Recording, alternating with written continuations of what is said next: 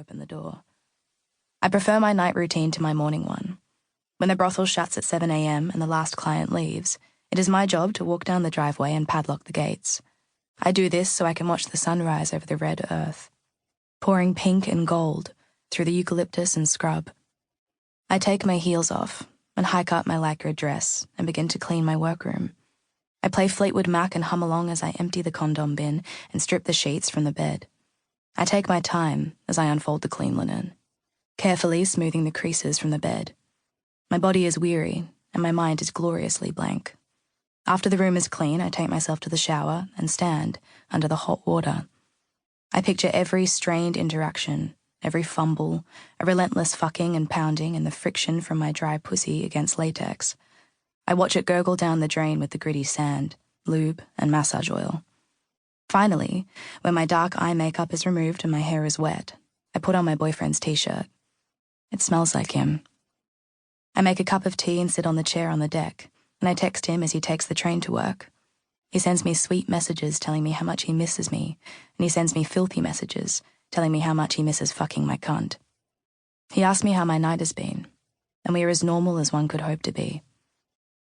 This afternoon, the air blows a restless northern wind and picks up grit that flies into my eyes. I remember this because when I began to sob later on, I felt the itch and sting from the dirt trapped in my cornea. I think that's what strikes people the most when something terrible happens. You remember the mundane task you were doing in equal parts bitterness and fondness. You think, my life was so damn perfect and all you were doing was stirring some instant coffee into hot water and rubbing sand from your eyes. My phone lights up on the counter, and it's my younger brother. I pick up the call and rest the phone in the crook of my shoulder. I remember that I was cracking ice cubes from a tray to place in my coffee. I remember that they melted in my hand because I forgot they were there. I forgot that ice was stuck to my skin until I unclenched my fist and saw it was wet. The line is teeny and hollow, and I'm struggling to make out what he's saying. "Speak up, Will," I say, but he's laughing so much he can't get the words out. "It's James. He's dead." I start laughing too. And the laughter stretches down and into the hut and through the plastic-wrapped bags of wrinkled, cum-filled condoms until it becomes thin and brittle, snapping in the wind. I get up and I'm wheezing now. The red earth is like hot glue oozing down my throat. Suddenly, I don't like the open plains at Port Hedland, Western Australia.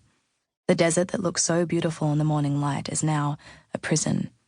I am surrounded by the endless stretches of land and I just want to run across it all and into the room and cradle a blonde head in my hands. Get there in time so the blood is still hot. But we just did this. We just did this with Peter. I say this and in that moment I believe it can all be undone. I can go back to my ice cubes and coffee and in 10 more days I'll come home and my brothers will be alive and everything, it will be fine. It'll be just fine. Sex. Bar Bunny.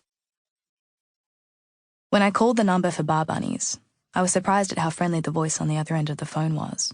It was the beginning of my relationship with my sex worker mother, Zoe, one of many stand-in parents who would fill the widening gap between myself and my own family. I'd begun to drift. The relationship with my own mother was strained and fraying. Now age 18, a legal adult, I felt her presence less and less. I considered myself to be the strange one in the family, an outsider. I walked around my studio apartment for an hour, the phone nestled in the crook of my shoulder as Zoe talked through the A to Z of topless waitressing. I would mostly be working on the weekend, with the occasional weekday job coming through. Jobs could be anywhere from 1 to 8 hours long, and I would be paid an hourly rate of $60. It was my job to separate the cash for myself out of the envelope I would be given and to set aside Zoe's cut. Once a week I would deposit this into her account. Jobs that were outside the CBD, down the peninsula or out in the country, were given a travel allowance.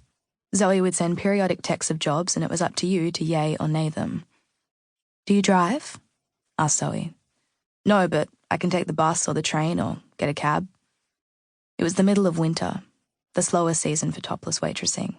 Peak seasons were spring and summer, bucks parties, end-of-year work parties, boat cruises on the Yarra. These were the jobs where you made serious money. "I've got a job coming up this Friday, a bucks party in Greensboro. Can you do that? It's 6 to 9 p.m. We had no drivers and no security.